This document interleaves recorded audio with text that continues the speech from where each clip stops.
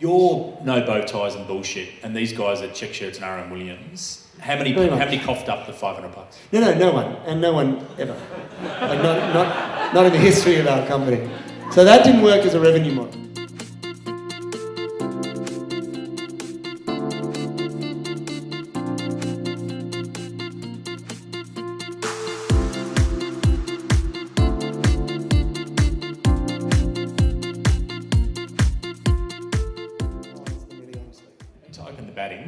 One of the things I've loved that you guys have done recently is you're great at content marketing. You've partnered with Lonely Planet and done the Tamar Valley stuff that's on your website. Do you want to tell people, I guess, how those relationships come together, what you're looking to get out of it, and then what you have got out of it? Yeah, in fairness, I don't think we're very good at getting the most out of the partnerships. I think partners are good at getting the most out of us. We need to get better at that and clearer at what we do. We like to partner with brands that we think are really cool and aligned, and that's a good strategy, right? You think, yeah, that's cool, but probably you're not finding the best wine consumers on the planet. So I've actually called out us as a marketing team and said, well, hey, maybe we need to stop trying to be so cool all the time, even though it's really awesome partnering with Uber and Deliveroo and Lonely Planet and, General Assembly and fucking great companies, right? It's awesome and you do really cool creative together. But what you don't do is reach the best wine consumers in the country. So maybe we need to do some partnerships with some slightly more boring companies that have really fucking good wine consumers, and we make them look cool, and they give us good wine consumers. So that's partnerships. We've done some good partnerships, some great partnerships, and ongoing, and we'll continue to ongo. But we keep going. Every time we go, yep, let's just splurge a bit and invest in some brand building, we go, fuck, that was expensive. Not many customers came from that, did it? And we keep going back to that sort of like, where in our hearts we still want this many new customers, and we want them straight away when we invest, thank you very much, and we don't want to lose them. It's very hard for us to go, don't worry, it's a long-term investment into the future of our brand. And look, it's dropped our cost per customer by $6. That's good, isn't it? No, I want customers. So yeah, I don't know about that. Question from Andy. G'day, thanks for the talk tonight. I'm really enjoying it. My question is, a lot of companies talk about culture and wanting to have a great culture and saying we're going to have a great culture in our company, but how do you actively promote a good and build a great culture in a company? It's remarkably easy to promote a good culture, and win awards for culture. It's remarkably difficult to maintain. It's not even so hard to build a good culture. Because to build a good culture, you just need the right ideals and the right principles and the right foundations, and you live it. That's pretty easy with 15, 20 people. Not easy, but you can do it. It's very hard to maintain a good culture because a good culture requires consistency, and a good culture is the product. A culture is the product of the people. It's very easy for stuff to go wrong. And there's a really cool person, I don't know if Kate Collinson, you still in here? Anyway, she's gone. She's gone, all right. Shame. Anyway, Kate was with us for a while, and I don't think Kate would tell you we have a good culture or had a good culture during her tenure with us. She had a shit boss who was a chief marketing officer. That was a bad decision of ours, despite great on paper. And it fucked up a lot of things. She was the product of not a lot of support and thrust into a role in between the grindstone of a shit CMO and a team, therefore. And it was, so we've done a lot of stuff wrong as a culture, and I think it's really hard to have 120 people go, yeah, this is a great culture. It's really hard to have 120 people on a growing, successful vehicle not to get entitled. It's really hard for 120 humans to be comfortable with change. And change needs to happen all the time. What happens is people come in and go, yep, I'm up for change. I'm part of that first change. Cool, that's fucking working. I'm a rock star. We're awesome. Can we just sit on that? And you go, no, we need to change again. Why? We're great at what we're doing. No, but it's not good enough. You're saying I'm not good enough. No, I'm just saying that you're awesome is kind of like should be a 3 out of 10 because we need to keep growing. It's very difficult. And so it's daily, and we found ourselves 12 months ago in a horrendous situation. The whole company hated me through a series of circumstances. I was pushing and pushing for change, not in the right way. I was a hurricane. This was my nickname, and I'd lost people's trust and the leadership group, and I had a mass rebellion, and nobody was happy. It was a horrendous, manky culture. We're still fucking great places to work, still winning awards, because I can still fill out a Telstra awards form really fucking well, right? And the bottom line is, we still had a great culture, but it's very easy for people to forget what's out there. And very quickly you judge your circumstances you're in, right? So you're in a fucking tropical island, 5-star tropical island for too long. Shit's good, right? You start to forget all the good stuff, and what do you pay attention to? The fact that that one person can't mix a good fucking Bloody Mary. And so it's after a couple of months, that's all you fucking think about. Now, I don't, but that's what a lot of people do, right? They get caught up in the negatives. And also, a great culture can be great. When you've got a lot of people in your growth machine, the things that make a great culture aren't intention and purpose and values and lead from the front. It's clarity of vision and structure and focus and prioritization and accountability. It's the shit that can be neglected for a long time in a growth company. Why, you're just so blazingly acquiring customers and selling your shit and your story and your purpose and aligning people to your values and just ringing everybody in and rallying the troops. That doesn't get the shit done when you hit a certain point. And so the stuff, it doesn't come easy. You have to go back to the drawing board and put the hard work in ownership and accountability and data and metrics and targets and consequences and invest in your leadership. So that's what we've spent 12 months doing. And that's what I've spent 12 months doing off the back of, we had a town hall meeting where the whole company turned against me. Not the whole company, not my co-founder, and not a couple of key people that believed as I did. But I felt like, and I was a bad communicator in that moment, so it was my own doing, but I felt like I was the only one with ideals, not the only one of 3 or 4, in a company of 120 that just wanted to play it safe. And I was so disappointed, and I let that be known, and everyone turned against me. I spent the next 6 months having to win back. Well, having decided either fuck you, I know what I'm trying to build, and I fucking built it. What right do you have to? I could carry on like that, getting nowhere. I could go, right, okay, why have I lost your trust? What am I doing wrong? I know it right, okay. So I'm right in what I'm trying to do, but I'm fucking it up every time in not just the communication, but the way I interact with you. I'm triggering all of your defenses, all of your, and so I had to relearn how to communicate, how to interact, how to be a good CEO against all my instincts, because they were wrong and it wasn't working. And worse than that, I had to look back on, fuck, this was the shit. This is why I've never in my entire life been good with a group of people. Starts off great. Oh, wow, he's fun.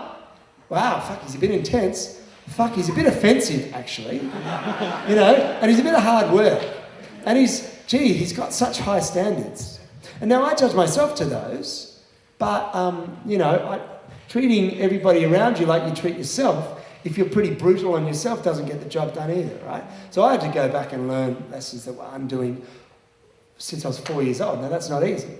So this has been hard. So to answer your culture question, I wanted to tell you this story. It's fucking hard, right? Not one good company. I sort of go, wow, Atlassian, they've got the best company in the world. You could talk to fucking half the people at Atlassian, I'm sure. And they would bitch and moan about the culture.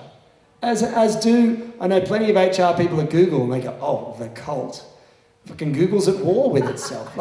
You think all these cool things. I'm sure nobody at Apple sits there and goes, yeah, we got a really cool culture. You know what I mean? Everybody finds things to complain about. I bet every single one of those companies tries to be a great culture. They all started trying. It's fucking hard with 10,000 employees, I can only imagine. Because it's hard enough with 120. But you can't give up, and you have to still want to be that. All right, there'll be no mutiny out here on the floor. KG? Hi. Thank you so much for sharing the story. I launched a company in January last year selling a bacon seasoning online. And we've acquired over 22,000 customers since then. We had highest rated seasoning in Australia. Just so much cool stuff happening. But Heard about you. oh, thanks. Nice to meet you. That's good. Congratulations. Thanks, man. I think what we've been really bad at is we receive all these amazing reviews. We have people reviewing our products on YouTube, posting on social media, Instagram, Facebook, and raving about us. And we do nothing to engage them in a community. And I just think one of the things you've done so well is to create a community for your customers. And that's something that we really want to work on now and try to create for our customers as well. So do you have any things that, some advice for us, how we can go about that and learn from you? Yeah. Tribes come together not around, like, the product is like a vague common interest, right? So yeah, everyone digs the idea of bacon seasoning, but that doesn't make them a tribe. That makes them a bunch of customers, which is what you say you've got at the moment. Tribes come together because of what you stand for and the emotional connection they feel with your brand. So with us, it's the No Bowties and Bullshit, right? That's what connects people with us. Yes, they like buying 95-point wines at half price, right? It doesn't. But that doesn't make them a tribe. That makes them a customer. And a bunch of customers don't create momentum. A bunch of customers are one for one.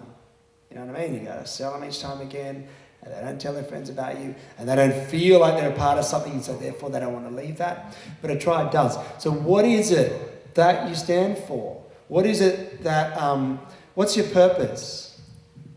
You know, not a mission statement. I don't like mission statements. Well, what's the purpose behind the company? What do you want to do? That's more the territory that will be what glues your tribe. So for us, you know, our purpose, our mission, if you like, is to unite a tribe with our love of wine and food and this adventure called life, and be proud of what we do and our impact on the world and have fun. Now there's 7 elements to that. They form the 7 pillars of our content strategy. Because our content strategy is about creating a world that people want to be a part of. So it sort of ties in, right? So that's how we've always gone about it. So that's the best hope you've got. You got to, you create this blazingly clear and consistent thing that emotionally connects, and then just about everything you do contradicts that or creates inconsistencies, and you lose people along the way. But the best you can do is document it. So what is your purpose? And stay blazingly consistent. But try and figure out what is it that people are connecting with emotionally with us. Like, you know, with Apple, I always use this example, Apple versus Samsung, right? It's a bit old because now there's, you know, Google phones and all the other stuff. But at the time when it was Apple and Samsung, for me it was like, why was I an Apple fanboy? Yeah, they made cool products, but so did Samsung, and they were cheaper. Why did Apple survive, you know, why did Apple thrive over Samsung? It's because Apple got me, or for me at least, at a time with this whole, the rebels, the misfits, are the ones that are going to change the world, and I bought into that fucking hook, line and sinker. And I define myself by that. I'm not a PC guy. I'm not a follower. I want to change the world. And they gave me permission to believe that maybe I was one of those 10%, or 1%, or 0.1%, or whatever. And so that's what I think forms a tribe. Read everything that Seth Godin has ever written. He's the master of it. Brad, talk about owning the company towards something you can pass on to your kids. Have you ever worried that you end up being that fat old bloke talking about wine? He just fat shamed you. Yeah, I'm not so concerned about being a fat old bloke talking about wine.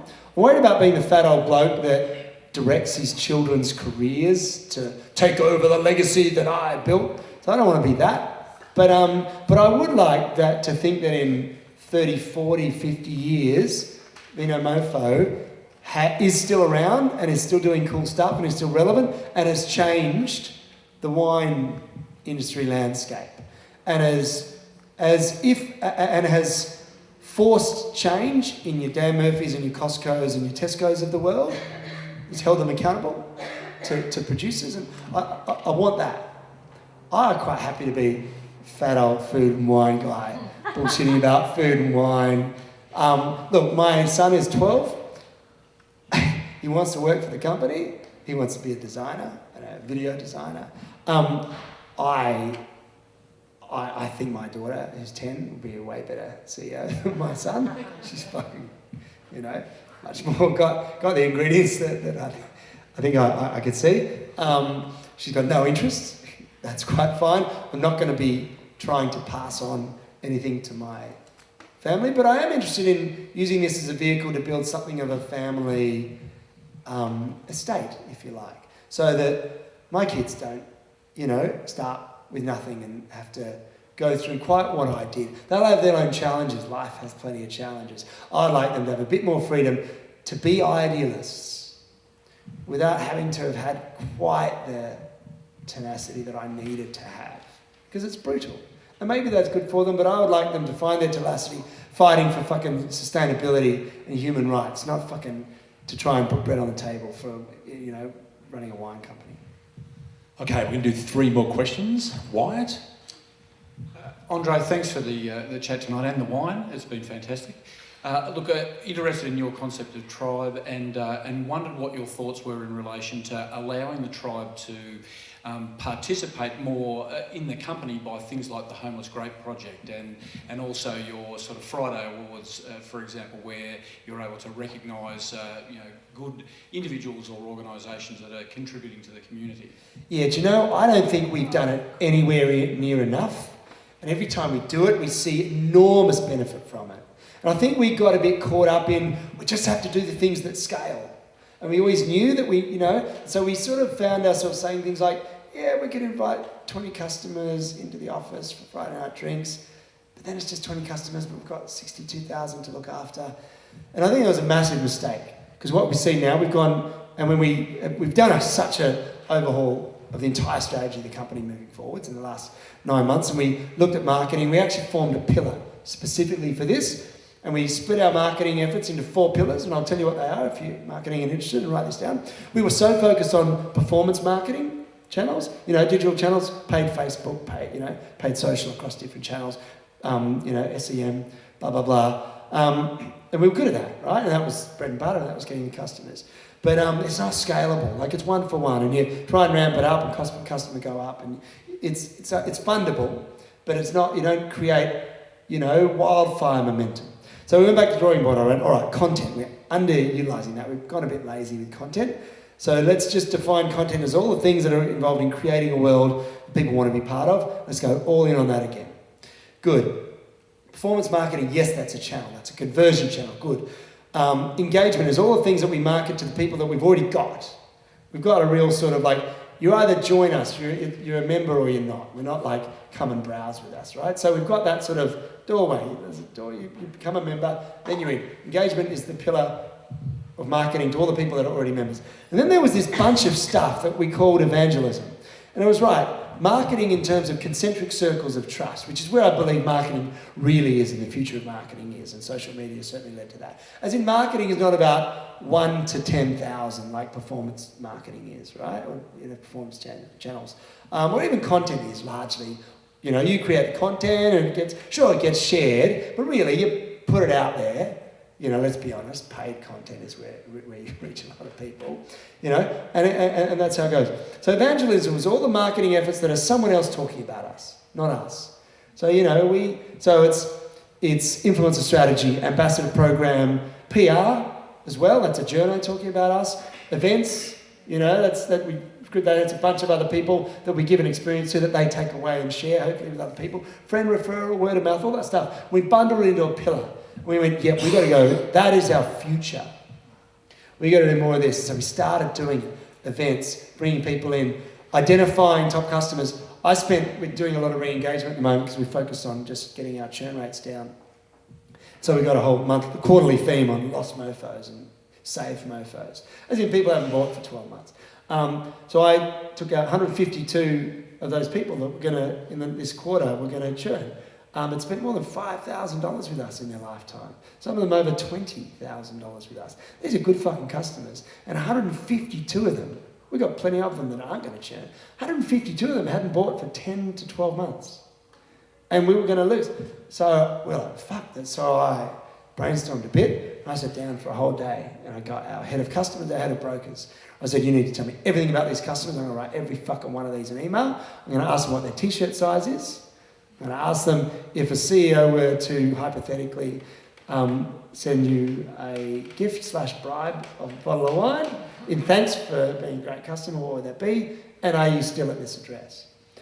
And I thought, look, I'll try it. A lot of them had unsubscribed, so we weren't allowed to blast email them. A lot of them weren't open to a phone call. So, well, surely an email from the CEO, from my account, I'll do it, and I won't be a cookie cutter. I won't temper. I'm going to write. And so my head of customers would be like, this person broke both their arms in February. Right, good. That's the theme of this. This person was on a health kick. Good. How's your health kick going? This person was married, da. We had a lot of information because we collect this from them. And I wrote everything like that, and that's what brought them back. And I have since had 65 replies, and every single one of them amazing. I've rang them up. I've said, tell me everything we suck at. Be honest, why haven't you ordered? No, I love you guys. Or this. Or sometimes it wasn't. Sometimes they did, but wow, it's been amazing. We're back to doing the hard things and the effort things, not the scalable things.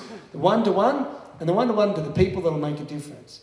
And I think it's going to be what makes us. You know what's reminded us of that? Launching in New Zealand with no customers, where your first 100 are the ones that fucking count.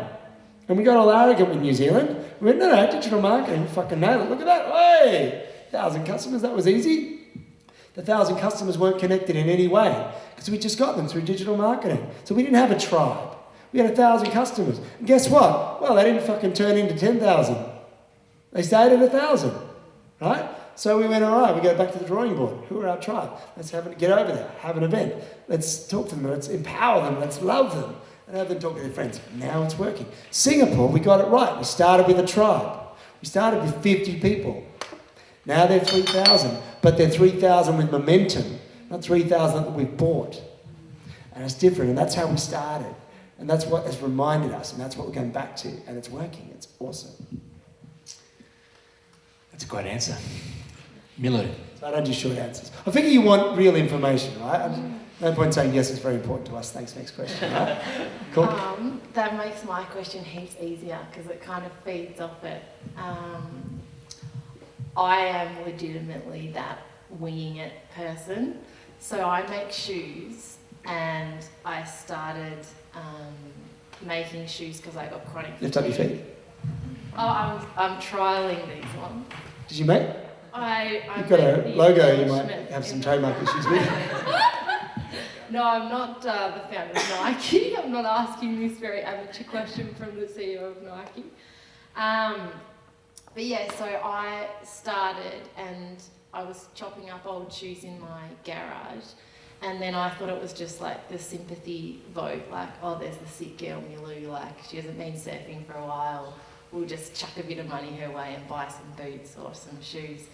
And then it's gained momentum, and then I started Instagram at the right stage, and I got, like, it jumped up to 70,000 organic followers, and it's done really well. And so essentially I have written so many words circled about revenue model, going, what the fuck's a revenue model?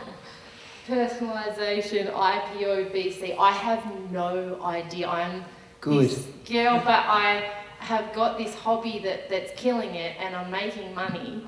But that's your revenue model. But I don't know what to do with it. Like, and so I'm just wondering how you go from, because I mean I know how to sell and I know how to like approach people. I'm good at getting money. I've come from a Jewish family, so I related to your comment before. But I didn't quite get the Jew disposition of being good at in future investing and understanding what to do with it. So essentially the core of my question is like, how do I stop faking it and winging it? And how do you kind of like transition into knowing what the fuck any of those words mean? Like, do you get a business coach? It's a really good question. Okay, no, you don't. cool. And you'll never stop. And so I won't go into details because it was quite private, but I was lucky enough to be part of a 3-day retreat that the boys from Atlassian put on. Now, I don't know if you're familiar with Atlassian. You don't have to nod. They're an amazing company. Look, they're my idols. They're two guys that started this software business that's probably the most successful software business in the world. It's a $7 billion company now. They're fucking killing it, great culture. Anyway, very clever. They assembled 26 sort of tech, fast growth company founders and CEOs together on this retreat just because we're all like, well, there's no book. says what we do. We can only learn from each other. Let's have 3 days of sharing stories. And we didn't talk about, no one talked about what we knew. We all just went, this is what I don't know. I feel like one day, it's called imposter syndrome. Everyone feels like they're not qualified to do what they do. Even worse when your whole company thinks you're not. Right? We all talked about what was really difficult and a lot of personal stuff. So that never goes away because we're making this shit up as we go along. But you pay attention and you learn hard and you write down the words you don't know. You don't smile and go, I never mind about that. You write them down, better off you ask them. You write them down and you look them up and you learn hard. Those words don't matter. An IPO is just going public. You only need to do that if you have no money. It's a desperate last-ditch effort and dooms you to a life of being beholden to the fucking Sydney Morning Herald and the Australian and the Financial Review. The lingo doesn't matter, and I don't like using lingo. Sometimes it slips in, right? Personalisation is just the art of not blast emailing everybody. Right, so personalisation would be you going, right, so are you a girl or a boy? Okay, step 1 of personalisation. I'm not just going to send you an email with boy shoes because you're a girl. Step 2 is what colour do you like or what style do you like? If you find those things out before you communicate with someone, you're personalising. It's simple as that. You can do it by segmentation or you can do it cleverly one for one, but I'd give you a red hot tip. None of the fucking out-of-the-box things work very well. There's no magic solutions to this stuff. Every company that I know goes back to fucking spreadsheets and 25 segments. Hopefully that's not the answer, but there's no easy ways to this. How do we learn about culture? We're going to employ our first person. We need a culture. We need an HR policy. Read up quick. I don't like any of this shit. Read and read and read and read until I finally found a book that I related to. It's called First Break All the Rules. The philosophy appealed to me. Read everything you can. You can't go to a course, you can't study. You don't need to be a good business person. You just need to know your product and know how to sell it. And you've got that sorted. Everything else is details. What do you want out of it? Before you need to know what you need to know, or before you get focused on your inadequacies as a business person, figure out what you actually want out of this business. It might be, cool, when you want to hire 6 people to make it easier for you to be able to do other things, or try other things in the business, then learn what inspires people. Or talk to other businesses and send me an email. I'll tell you what not to do. You know what I mean? Learn what you need to learn. There's no such thing as you need to be this magical business person. Just learn the things one at a time that you need to do when you hit a problem you don't know how to solve. And don't ever assume that you're the only person that doesn't know how to solve it, because that's what we all went through. Right? Back yourself for that. Nobody knows and nobody will know. You've created something that people are interested in and that are following you on Instagram. You're able to sell shoes. I presume you're feeling a bit stressed because you're not able to sell as many shoes as people want. Yeah, I've had to expand my factory twice, and then dealing with learning how to pay people, how to have staff, and I'm super casual. That's how I like to roll it. I'm not interested. My ego doesn't need that big hype, but what it does need is some structure. So yep. All right. So read. How many people have you got work with you? I've got 13 in Bali and a 14th who's the quality control and factory manager, and all then right. just me in Australia. All right, if you want to read a great book that is a good manual list for everybody, it's really kind of thing you recommend someone reads when they're sort of at 20 million revenue with 30 people. Yeah, no. But read it now. No, read it anyway, all right? Because it's good basics, but it's like a crash course. And push yourself, read it. It's called Scaling Up by Vern Harnish. And it's a Bible for scaling companies. You can read The Lean Startup before it if you want to get a bit of grounding. So read The Lean Startup by Eric Ries first, and then read Scaling Up by Vern Harnish. And it's a good 2-step business course. Okay, cool. And it's practical, and it's all the stuff you need to figure out and know. Yeah, they're like the dad questions. But I need like the dad Yeah. questions. But you know what? Get yourself a mentor. So I tried that. I've had 2. One was absolutely beautifully full of shit, but very well dressed and great to have coffee with. And then the second one, who scoped me out, who was the CEO of a really prevalent Australian-based shoe company just ghosted on me. Like, we were doing so well and everything was improving. I was like, yes, I've got someone who I can ask the dad questions for, and then he disappeared. Well, give up after your 20th mentor attempt. Really? Not your So second. how do you find, that's like, how do you Let's, find... No, come to these things. Let's have the rest of this conversation off Broadway. Yeah, Dave, you can be the penultimate. Bless you, thank you, Andre. Outstanding. Really appreciate your insights and expertise. I've got a vital question for me personally. I'm cooking chicken tomorrow night. What's a good white wine for that? What sauce are you going to make? Great question. I was going to just do a roast and some gravy, just something really basic. Cool. But I really appreciate your thoughts on that. You've got on Jamie on all of us. No, I'll give you two suggestions. So, do you like white wine or red wine? I like red wine. Good. Pinot. Great, thank you. Which one? Origin?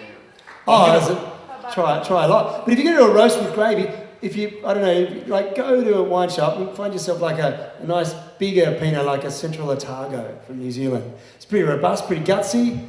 It'll stack up against the gravy. You fucking love it. This probably isn't the question to end the evening on, but I'm going to do it anyway. Amazon are coming to town, the elephant on the horizon. They sell wine in the US. What's out without laying out your strategy? What? Scared? Are you in the bring it on mode? What do you want to do? Do you know what? It's quite funny. It's one of those things I go, oh, fuck, everyone's so worried about Amazon.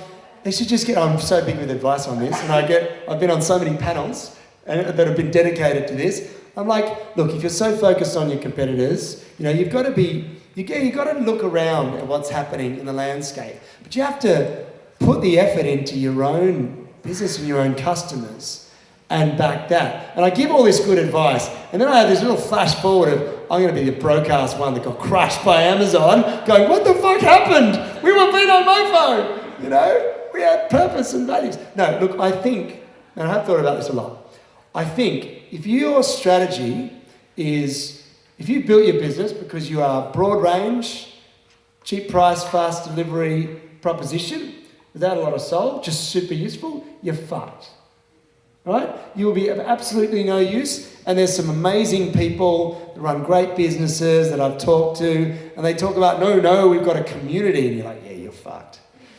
But if you have a proposition that, basically I think Amazon is going to be an amazing generic retailer, which they are, right? So who has survived? And there are some big companies that have survived in the book industry. Right, like The Stand, like they're big chains. They've survived because their target market are book geeks.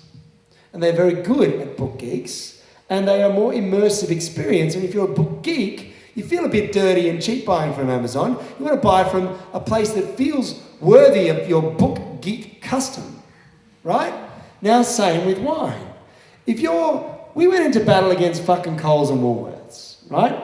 We know who we don't have as a customer, who's quite happy to buy from Dan Murphy's or Liquorland or Sip and Save or BW. And we built our business asking us the question, what can we do better than them? And the answer is not much. What can we do better than Amazon? Well, we probably can't sustainably buy better for too long. We probably can't deliver faster. And we probably can't stock as broad a range as them if they want to, because they have unlimited cash. They're very good at those other two things. So what can we do? But they will always be a generic wine provider. So we've just got to make sure that we are a place that feels better and provides better for a smaller niche of more engaged wine customers. And if we try to go, which is what we've done, so that's why I feel reasonably safe, if we try to go too generic, then Amazon will be better at that. But you just got to be honest about what can we do better. And what do we need to get better at so that the difference is not so Amazon isn't so alluring. So if we're slow at delivery, well, how about we get fast at delivery? And then somebody doesn't have that as a reason to move across. How about we keep the things that are competitive, but you need value based on something that is protectable. And it's no different. Like Amazon isn't going to do wine as well as Dan Murphy's do wine. You know what I mean? Not for a long time.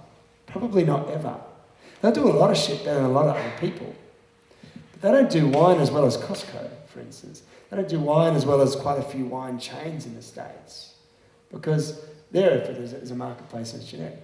But I think you've got to back, it forces everybody to get better at the things that they can be better at. And if they're not willing to do that or they haven't built it in the first place, then yeah, they'll really lose market share to Amazon. But you know what I see about Amazon? Fuck, you know what? They're going to make Australia Post better.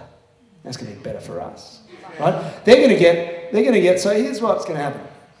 Without them, it's going to be up to little old us to convert new people to buy wine online, right? Yeah, we can take a bunch of people. The market share of online wine is not that great, and we've already got about 25% of it. That's a big market share. It's a tiny fucking suck-ass thing, right? Dan Murphy's aren't doing a sterling job of converting people online. I wish they would. I wish it was a $1 billion market online, not a $350 million market, because then we would take a nice little chunk of that, thank you, and they would help us grow. Well, that's what Amazon's going to do. It's going to, what is the ratio of people that buy online, or not that buy online, but the ratio of e-commerce purchases compared to bricks and mortar purchases, 15% or something in Australia? Yeah, they'll make it 30. Nobody else is going to do that. If they make it 30, the rest of us are doing it right. They won't get that 15%. They'll get 10% of it, and the rest of us can claw over the 5%. But that 5%'s a lot. So that's what we've got to focus on. And go, thank you, Amazon. Please come and show people that it's all right to buy online. Please make delivery providers better and cheaper. Please set a level of trust about this. Please make people get fucking parcel lockers, you know, in their homes. Please do all this stuff that makes my job easier. Here. We're not going to end on Amazon. We decided we're going to ask one more question. Kirsty? Thank you so much. My question's around your tone of voice. I think Sorry about that. it's great. No, I'm a copywriter and I love it. I just wondered, people in Australia truly understand it. It makes us laugh. How do you think your tone of voice will resonate with an international audience, say the US or China or something like that? Yeah, that's a really interesting question and one we've asked and put into practice. So our tone of voice has gone astray at different times. We are not meant to be the fuck you of the wine industry.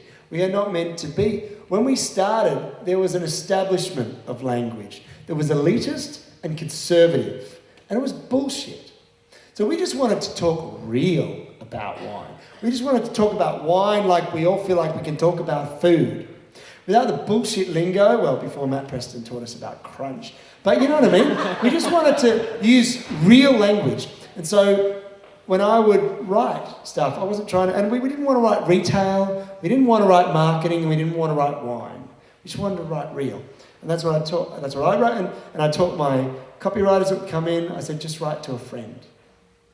So just go, hi, F name, you know, and then write to a friend. In your head, substitute F name for Yelly or Samantha or your fucking mother. I don't care. Someone you care about and don't want to bullshit. And then write real to them. And that will shape your language to be authentic. And then I just have to hire the right writers, right?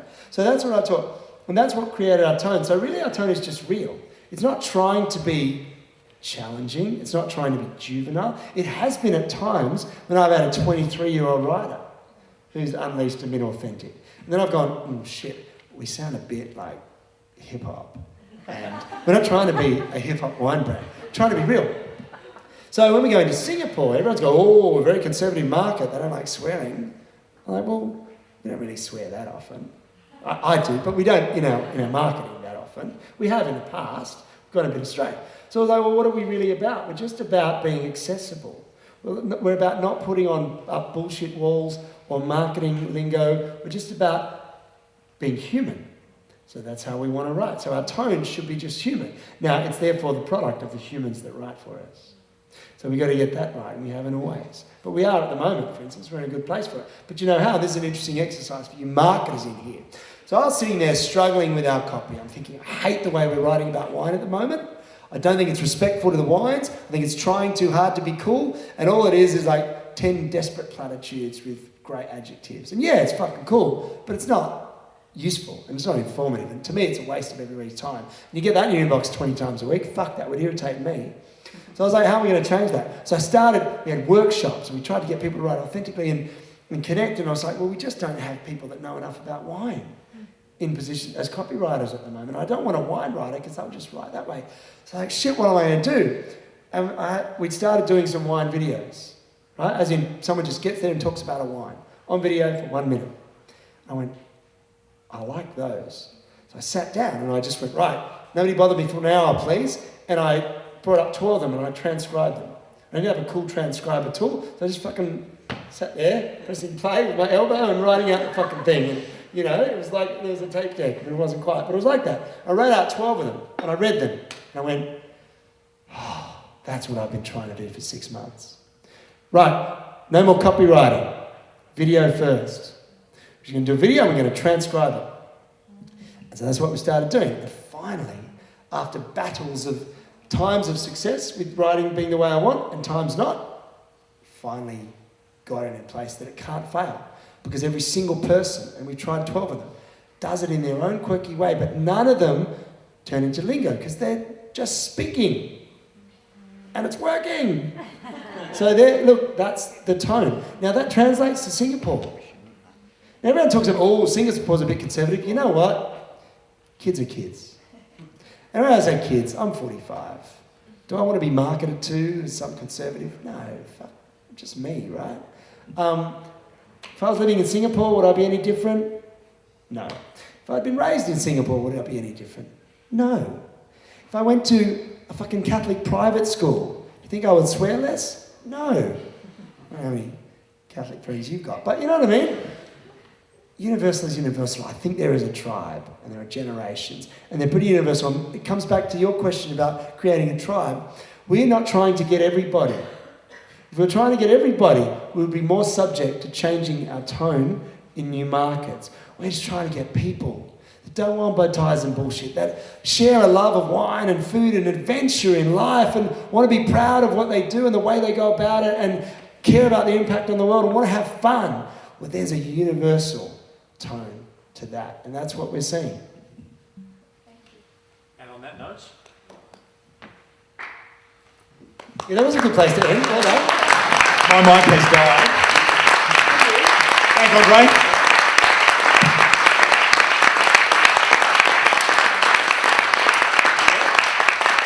Okay. That was great. Went longer than we thought, as it was always going to. Big thank you to the guys for the Commons, Cliff and the production team, Cecilia, Josh. If you're interested, you need some workspace, inquire about this place, it's fantastic. My name's Scott Kilmartin. Mike and I put these things on, we put on for free. We want to run a whole lot more of them. Sign your friends up to our account. We will turn this into a video, it'll take 2 or 3 weeks. The entire series, we're in the midst of turning into a podcast series, and we're also about to do a 12-part series on Amazon coming to Australia. We're going to interview a bunch of brands, talk to them about how they're going to go about it, what Amazon has done in other parts of the world. We're starting to put that together now, so that's going to be a month or 2 away, but hang on for that. If you need some advice around e-commerce, I'm your man, come and talk to me afterwards, and we shall see you. We had hoped to have our next brand to be able to be announced tonight that we're going to interview, but they're a little bit unable to commit yet. So we'll have a new brand, we're going to run one, I'd say 6 weeks to 2 months. Thank you for coming out on a school night. There's some more wine to be had, have a drink, and I'm sure Andre's going to hang around for a little bit and have a chat as well. Thanks again.